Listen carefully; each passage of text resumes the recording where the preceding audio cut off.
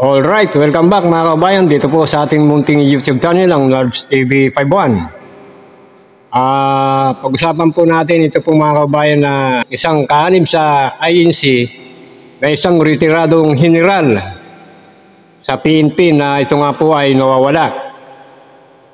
Ayon nga po dito sa post po ng kanyang asawa, dahil ito nga po ay humingi ng tulong, na i-share ang kanya pong post na ito para sa makita kaagad. Ito pong si Retired General Jerry Valeroso.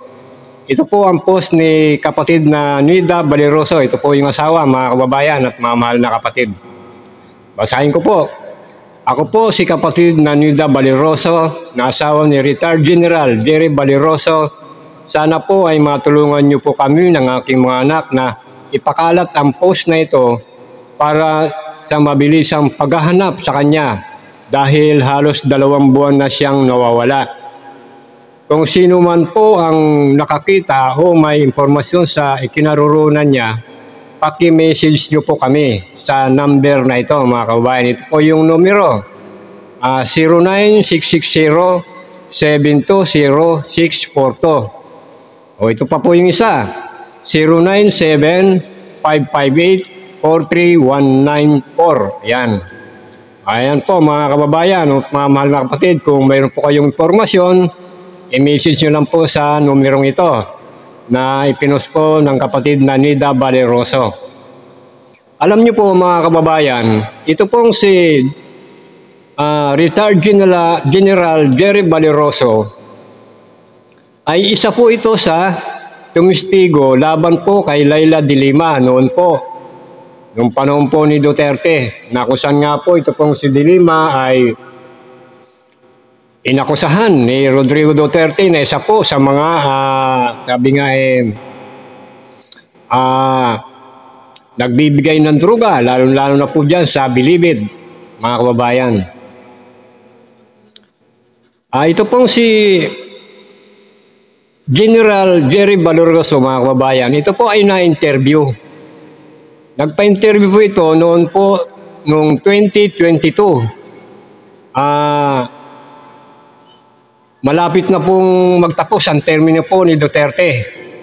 Lumabas po siya, nagpa-interview para magpahayag ng sama na loob, mga kababayan, sa Department of Justice. Bakit po? Dahil ayon nga po sa kanya, sila po ay pinabayaan ng Department of Justice, na kung saan nga po ang secretary po noon ay si Minardo Guevara, mga kababayan. Nung panahon po ito ni Rodrigo Duterte, presidente pa po si Rodrigo Duterte dito, mga kababayan. Ito po yung video niya, mga kababayan, panoorin po natin ang kanya pong nag-i-interview, ang kanya pong pahayag. Ito, isa lang po yan, nagtatago ko rin, iwas-iwas. Alam ko na, hinahanap talaga ako ng tropa ni Senator de Lima para bumaliktad.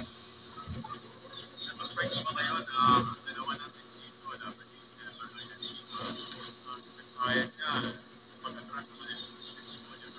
Actually, 3 na silang bumaliktad eh. 3 na sila. Well, actually yan, para sa akin kasi, at ito naman talagang katotohanan. At kahit sinong tao naman na testigo, malagay sa katayuan namin, ganun po mahina-hina ang paninindigan mo. Talaga ganun ang mangyayari na atras ka. Paano yan kasi? Pinabayaan kasi sila ng pinabayaan kami ng Department of Justice na ang pangako sa amin noon, before kami magtestigo, kami susuportahan, isisecure nila yung safety namin, including our family, at kung ano yung kahilingan pa namin para sa kaligtasan namin, kanilang ibibigay ito kagad. Pero so far, magsi 6 years na kami mga nagtitis. Nising po, wala naman sila nitutulong sa amin. Lumapit na rin ako sa Department of Justice para humingi ng tulong. Ang problema, pinalikuran din nila ako. Wala. O yan, mga kababayan. O ang pangako daw po noon ng gobyerno ng Duterte ay tutulungan po sila. Isi-secure po ang kanila pong kaligtasan kasama po ang kanilang pamilya. O, ang nangyari, hindi po sila tinulungan. Kahit 5 duling po, hindi po sila tumanggap. O kaya nga pati po sa Department of Justice, siya po ay nananawagan na tulungan sila, mga kababayan. Ito, tuloy po natin. Kasi hindi sila makakatulong sa aming mga testigo. Contrary, yung nasa batas na dapat ang isang testigo ay sinusuportahan ng gobyerno. Tama. Secure ka, including your family. Ang kaso, after na na-utilize kami as witness, pinabayaan na kami. And aside from that, sila pa ang nagagalit pa sila sa amin. Marami silang nasasabi sa aming mga testigo. O yan, mga kababayan. O, pagkatapos daw po nilang mag-testify laban kay De Lima, nung humingi sila ng tulong dito sa gobyerno ni Duterte at dito sa Department of Justice, abay sila po ang nagagalit pa dito sa mga testigo na ito. Galit pa sila. Bakit? Inakuha na po nila yung gusto nila Nakapag-testify ng mga ito laban kay De Lima. O mga kababayan, pinabayaan na po sila. Kaya yan po ang inanakit nito pong si Retired General Jerry Valeroso, mga kababayan. O, ituloy po natin. Saan mo tatilin ng mga testigo pag ganyan? At this is a bad precedence. Sino pa magtitestigo in favor of the government kung ganitong gagawin pa Tama. ng justice?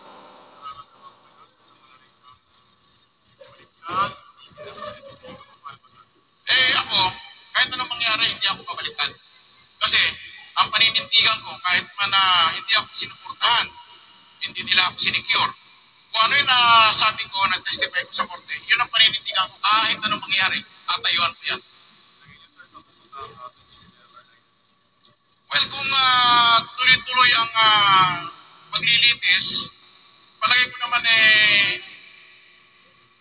magkakaroon ng conviction. Saka, isa pa, sana naman, huwag nang matagdagan yung mga witnesses na umurong.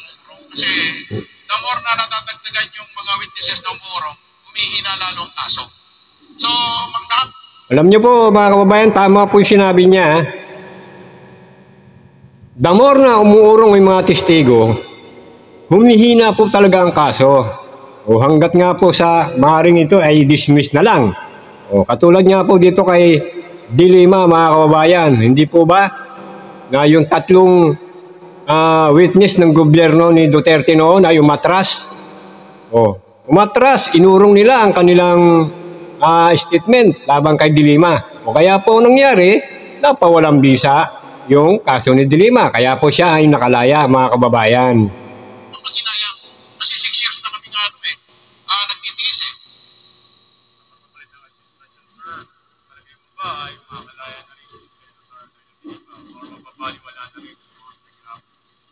Sa tingin ko naman, dahil drug cases yan hindi mapapalaya. Sa tingin ko, hindi mapapalaya. Huwag lang uurong ang mga testigo. Umurong. Well, kasi hinihiling nila kasi hindi nila alam yung gravity ng offense committed nung ni Senator De Lima. Hindi nila alam Nakaisa pa, marami rin nagbabasa sa aming mga testigo. Sabi nila, walang ebidensya. Paano nila sabihin walang ebidensya? Kami nga ang nakakita, kami mismong testigo. Wala naman sila noon doon, yung mga nagbabas. During the time na gumagawa sila ng krimen. Kami ang nakakita, nakawitness. Kaya alam namin kung gaano kabigat ang ebidensya lamang kay Senator De Lima.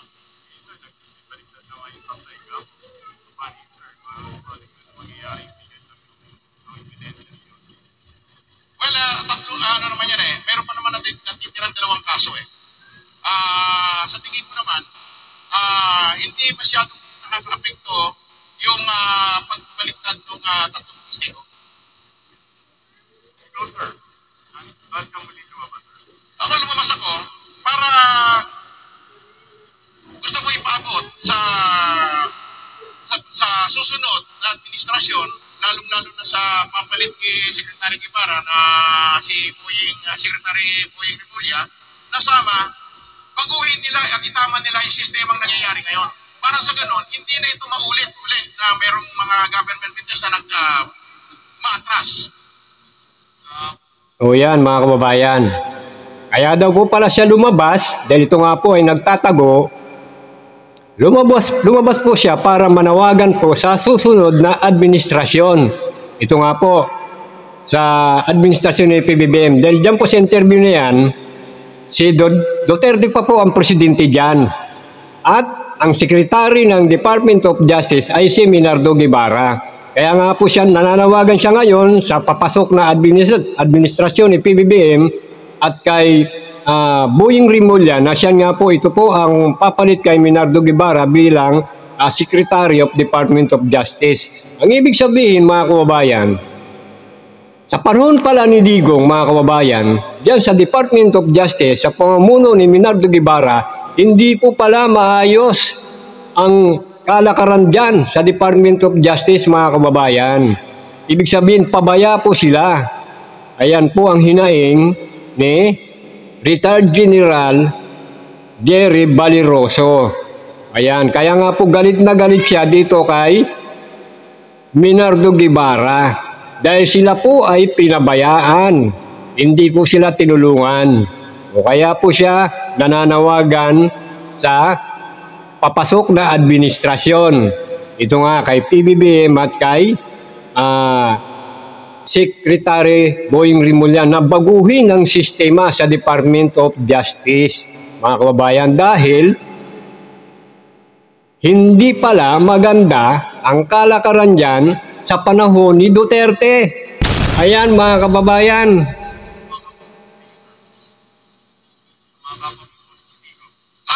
Sa mga kapwa ko testigo, sana manatili tayo kung anong tinestify natin sa korte, panindigan natin kahit ano mangyari.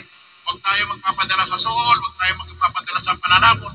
Panindigan natin kasi sa tama tayo at alam ko rin, at nararamdaman ko rin na itong susunod na administrasyon, siguro naman bibigyan nila ng pansin yung mga hinanaing namin mga testigo. Sabi mo sir, kaya mo na sa witness protection program. Hindi ako nagpakasakot sa witness protection program because noong una pa lang, duda na ako. O yan. Ayoko magkamali. At mas alam ko kung saan ako secure. Dahil siyempre dati ako nga O yan, mga kababayan. Ibig sabihin,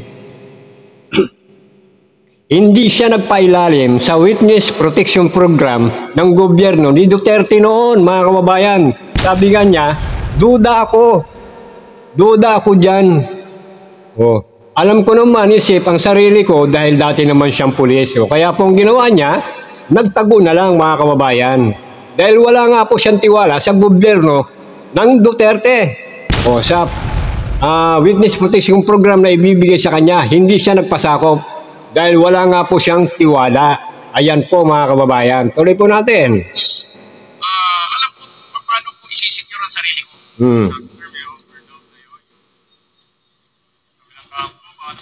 Actually, maraming nakikipag-usap na sa akin para ako'y pumalitan, lalo na nung bago mag-election at lalo na ito, after election, may mga nakikiusap din sa akin, yung iba nga, mga kaibigan ko pa, nakikiusap sa akin ng pare, pumalitan na lang daw ako, meron naman daw akong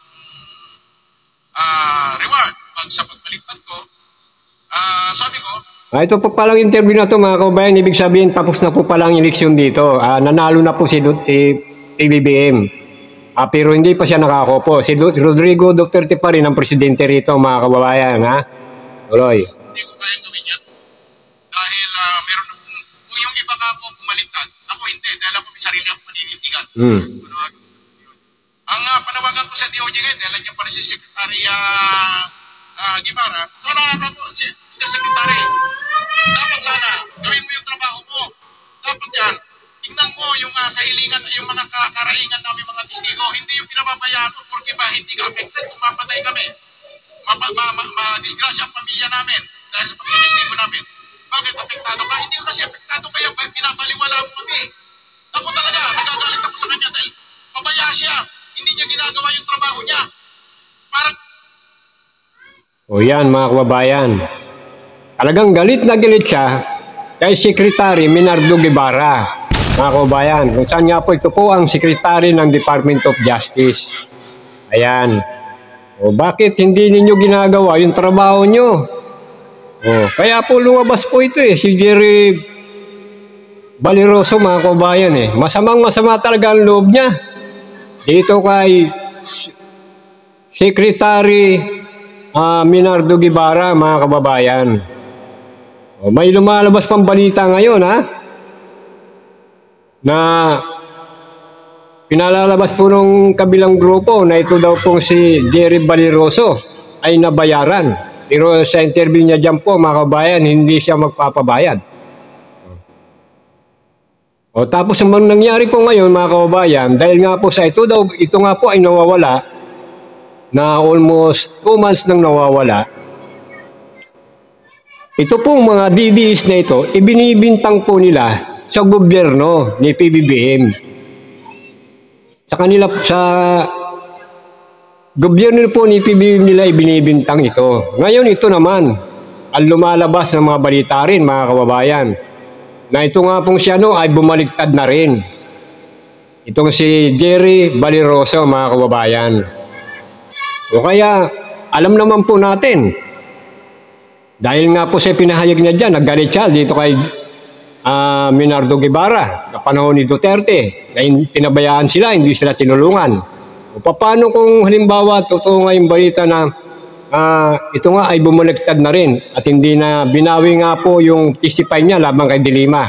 May mga kumakalat pong balita, may post po yan, napanood ko po yan kay Top 1, na mayroong pinakita siya doon na mayroong nag-post na binawi na rin ni Jerry Baliroso yung kanyang testimony laban kay Dilima. Alright, hanggang sa muli, ito po ang Nels TV 51, mga kababayan. Kung hindi po kayo nakapag-subscribe, huwag niyo pong kalimutan mag-subscribe at i-click ang notification bell para po sa maging updated po kayo sa ating mga reaction video dito lang po sa Nels TV 51. Mundo'y nagliwanag nang makilala ka, di may